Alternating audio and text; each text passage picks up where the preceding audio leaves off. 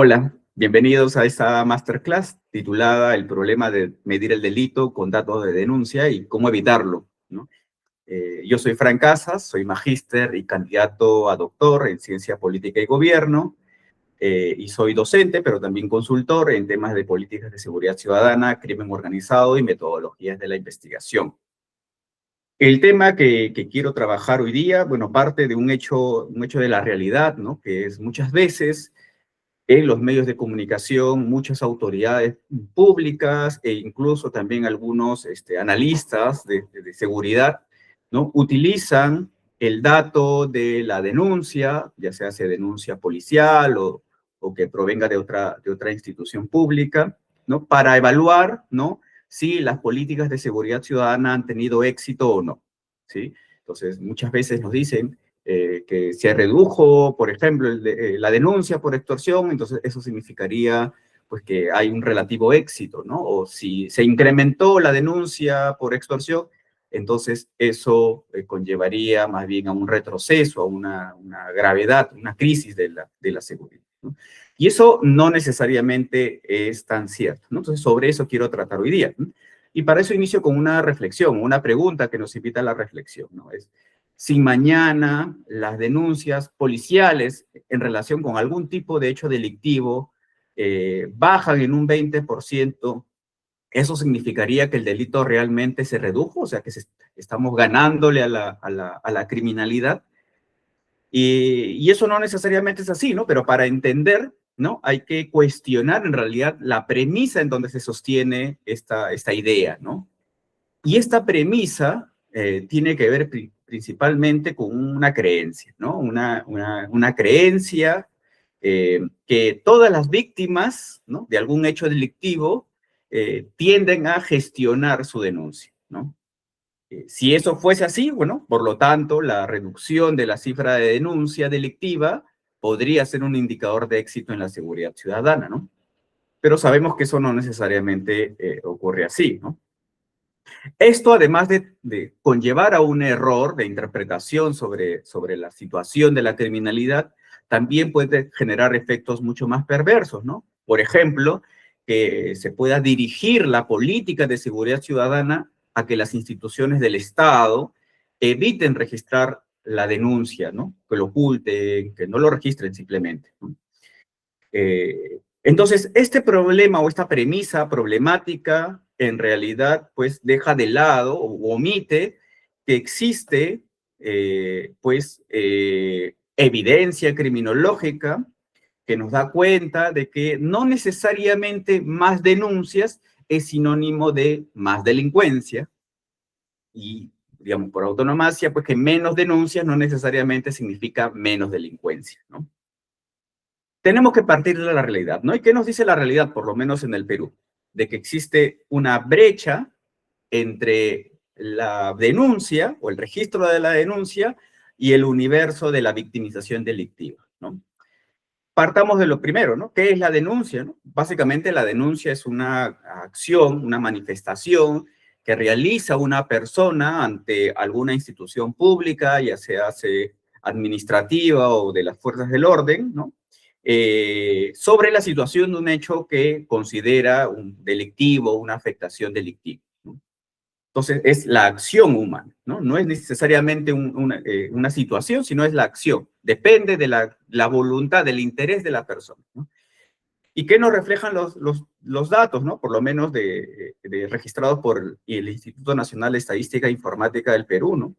Que cerca del 84% de las personas que han sido víctimas de algún hecho delictivo, ¿no? Pues simplemente no gestionaron una denuncia, ¿no? Y de este total, el 42.6% no lo hizo porque considera que es una pérdida de tiempo, ¿no? Otro porcentaje considera que no lo hace porque desconfía finalmente de que instituciones como la policía pueda realmente gestionar de manera positiva, ¿no? O efectiva a resolver el caso, ¿no? Y otro 5.1% porque simplemente tiene miedo a que pueda sufrir algún tipo de represalias de su agresor, ¿no? Llámese, por ejemplo, de personas que están ahorita siendo víctimas de las extorsiones o del sicariato, o de algún hecho de otro delictivo mucho más violento, ¿no? Entonces, lo importante es que queda claro que existe una brecha entre el registro de la denuncia, principalmente porque muchas personas, por diversas razones, han decidido no denunciarla, ¿no? Veamos cómo se interpretan esto en el mapa, ¿no? En el territorio. Imaginemos esta situación, ¿no? Un mapa del delito en donde se registran los datos de las denuncias, ¿no? Las personas. 4 personas que han denunciado un hecho delictivo. La pregunta es, ¿esta es realmente la situación territorial de la actividad delictiva? ¿No? Si nos basamos en la denuncia, sí, ¿no? Sin embargo, tomando en consideración el dato anterior en el que las personas no suelen denunciar, ¿no? En realidad, la realidad es que si las personas realmente denunciasen, ¿no? La situación del mapa en términos gráficos sería pues estarían llenándose de mayor cantidad de eventos delictivos, ¿no?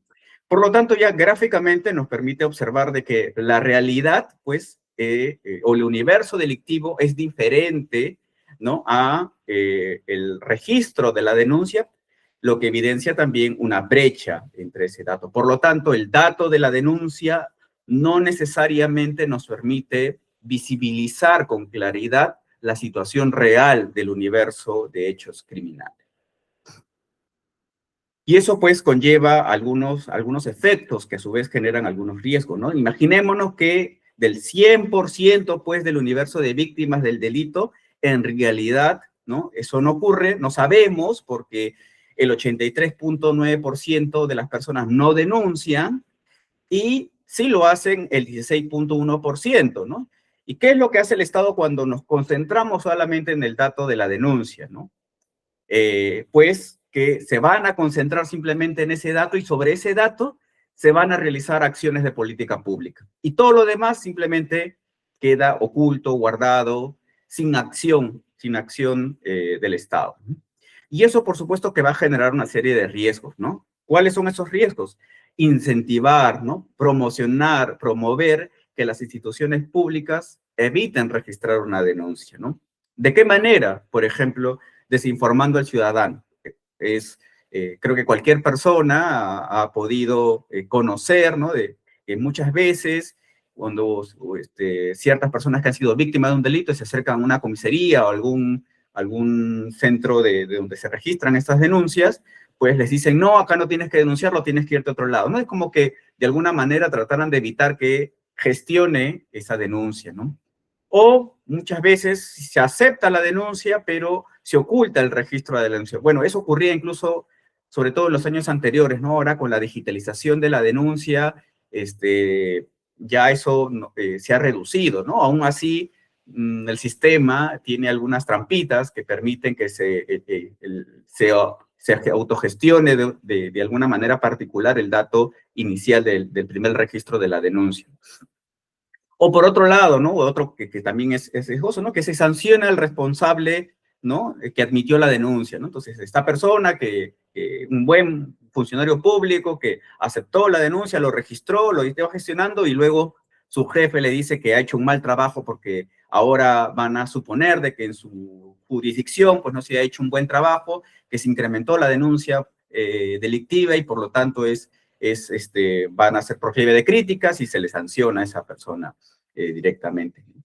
Y además, al reducir el dato del registro de la denuncia, pues eso va a complicar aún más pues la planificación del patrullaje, ¿no? Porque como vimos en el gráfico anterior, pues van a reducir el número de puntos rojitos y entonces el patrullaje solo se va a dedicar a esos puntos y va a dejar de lado a las otras zonas donde también ha habido ocurrencia delictiva, ¿no? Entonces, no entender esta brecha entre el registro de la denuncia y el universo de víctimas termina siendo problemático para la política de seguridad ciudadana y genera muchos problemas de gestión, ¿no?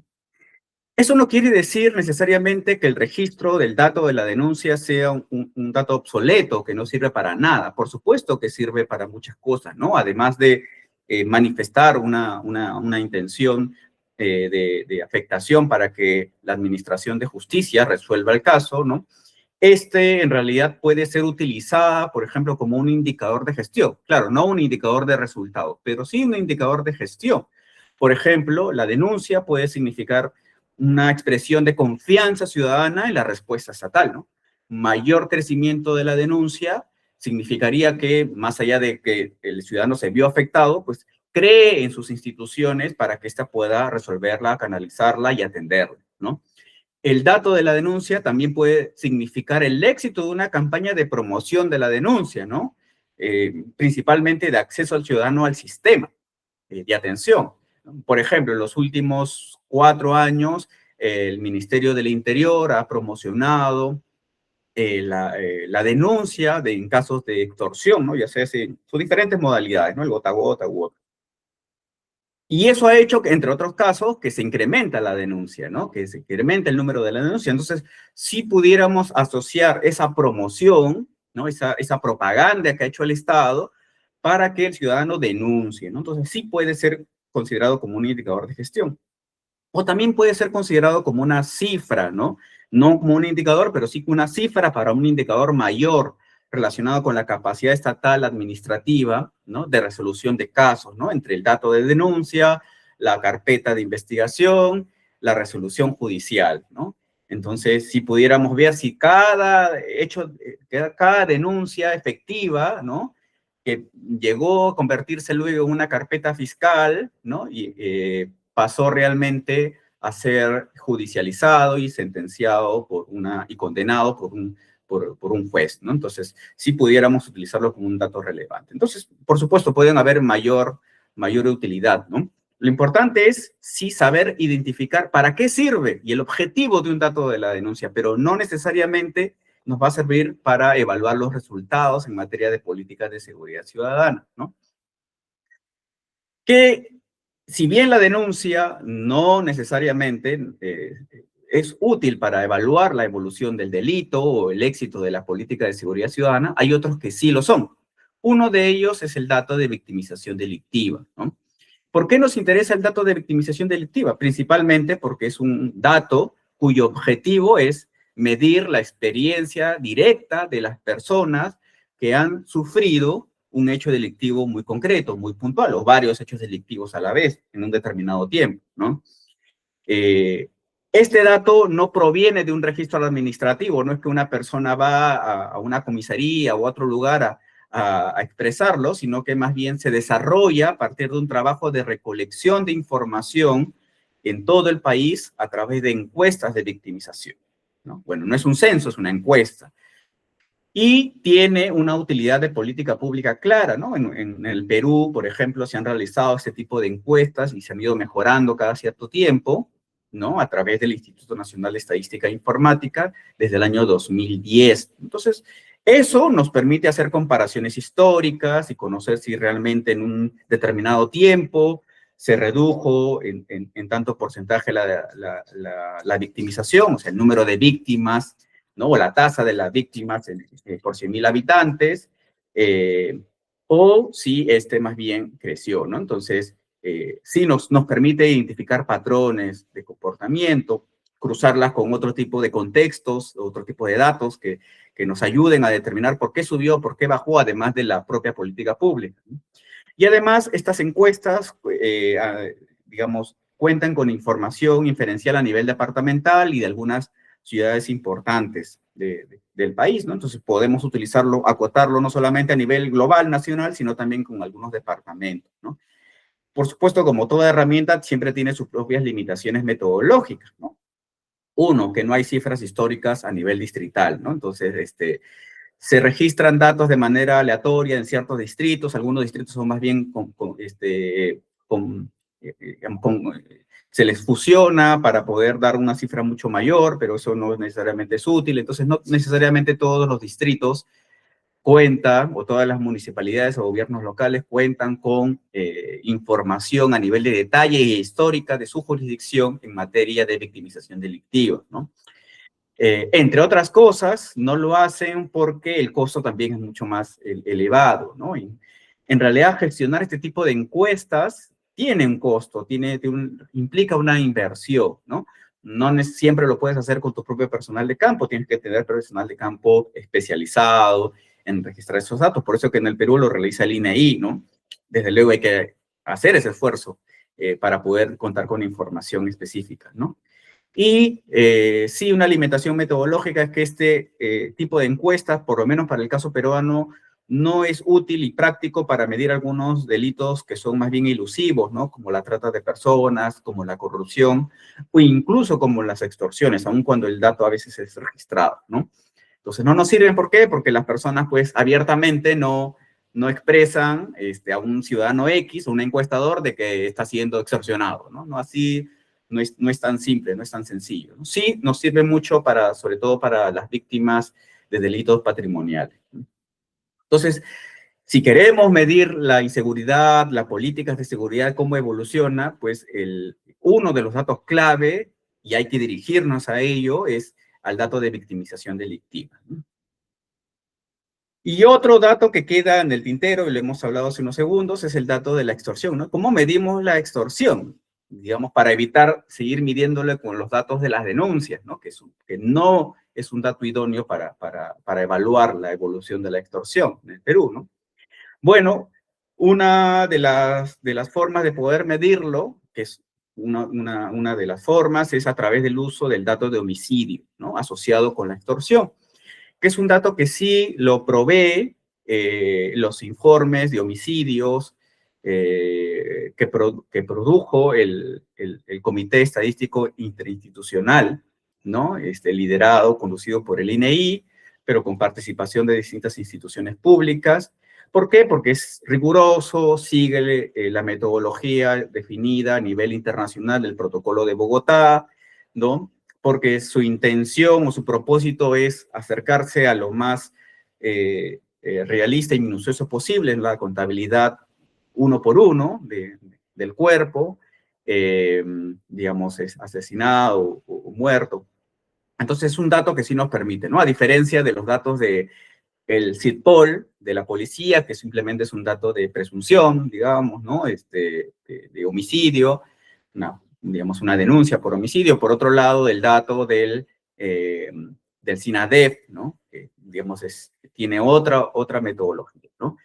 Claro, lastimosamente, el informe del CEIC solo estuvo disponible hasta el año 2021.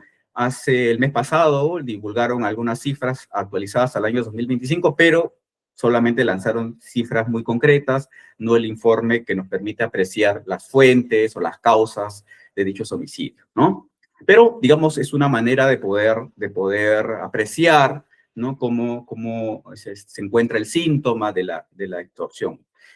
Y por otro lado, si esto no existe en el Perú, nos falta construir indicadores de riesgo, ¿no? Asociados a los factores de oportunidad delictiva. De todos, digamos, de todos los factores contextuales, situacionales que conllevan a que el delincuente pueda ocasionar o no el delito de la extorsión, ¿no? Entonces, ahí hay varios ejercicios académicos en clase, ya cuando dicto clases de gestión de seguridad ciudadana, tiendo a ser mucho más específico sobre ello y a desarrollarlos con mayor profundidad. Pero existen algunos ejercicios académicos que nos permiten acercarnos a pilotear estos indicadores de riesgo como un indicador de resultados para saber cómo está nuestra política pública y si tiene resultados o no. Una de las recomendaciones que suelto, digámoslo así, pero para discutirlo, es que empecemos a construir indicadores de riesgos asociados a las distintas modalidades de extorsión, ¿no? Porque cada una tiene en su propio contexto sus factores propios de oportunidad delictiva. Y por otro lado, empezar también a trabajar sobre sectores empresariales específicos, ¿no? Transporte, construcción civil, bodegueros, entre otros, ¿no? Creo que eso nos permitiría tener un abanico mucho más amplio y empezar a evaluar la respuesta estatal frente a estos sectores que sufren actualmente el problema de la extorsión, ¿no? En fin, la idea de la masterclass de hoy era justamente discutir el problema que conlleva la utilización del dato, del registro de denuncia para, digamos, evaluar las políticas de seguridad ciudadana y, por otro lado, digamos, visibilizar aquellos datos que sí nos permitirían o indicadores que sí nos permitirían hacer ese ejercicio, ¿no? Sin embargo, y ahí esto es algo que también lo discuto en mis clases de gestión de la seguridad ciudadana, esto no nos debe desvincular finalmente de un ejercicio que es mayor y que tiene que ver con justamente los temas de la gestión de la seguridad ciudadana y que muchas veces no se visibiliza o no se discute en el ámbito de la opinión pública, ¿no? Que tiene que ver con la producción de conocimiento, la producción de información, ¿no? En la opinión pública muchas veces estamos discutiendo a cada rato, ¿no? Y se ha hecho ya mucho más común el uso de la inteligencia, ¿no? De la inteligencia policial para mejorar la investigación criminal, para poder también atrapar a los delincuentes, ¿no? Y eso está bien, eso está perfecto, ¿no? Pero muchas veces nos olvidamos que el ámbito de la inteligencia no se circunscribe únicamente al ámbito operativo policial o del Ministerio Público, ¿no? Sino que la inteligencia en realidad también está en todo el ámbito de la política pública, ¿no? Principalmente en el ámbito de la estrategia. En el ámbito de la estrategia, claro, generalmente no se utiliza el término inteligencia, ¿no? Que finalmente es poder responder basado en evidencia, ¿no? Con criterios científicos. Llamamos o utilizamos la terminología de gestión del conocimiento, gestión de la información.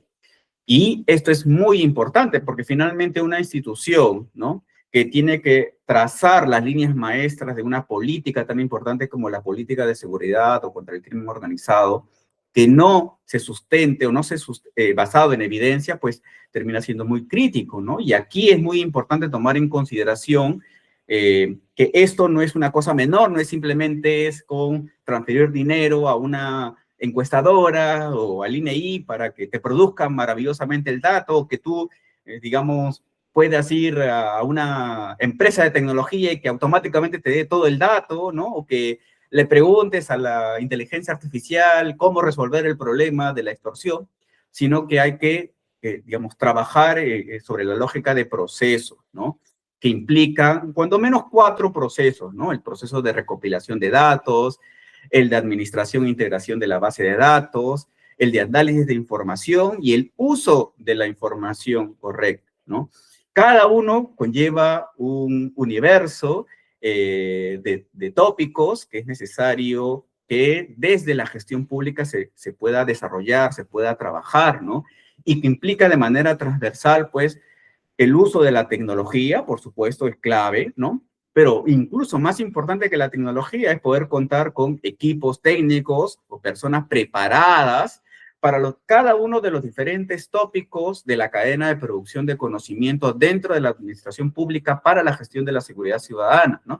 Llámese desde la recopilación de datos, ¿no? Aquellos que tengan que garantizar la seguridad del dato y su integración a las bases, el análisis de la información, que sepa utilizar, por ejemplo, tanto la información del dato, sepa interpretarlo bajo las teorías criminológicas, pero también tenga un conocimiento o un olfato del contexto institucional en donde se desarrolla pues, su dirección, su oficina, su institución en general, ¿no? El contexto político.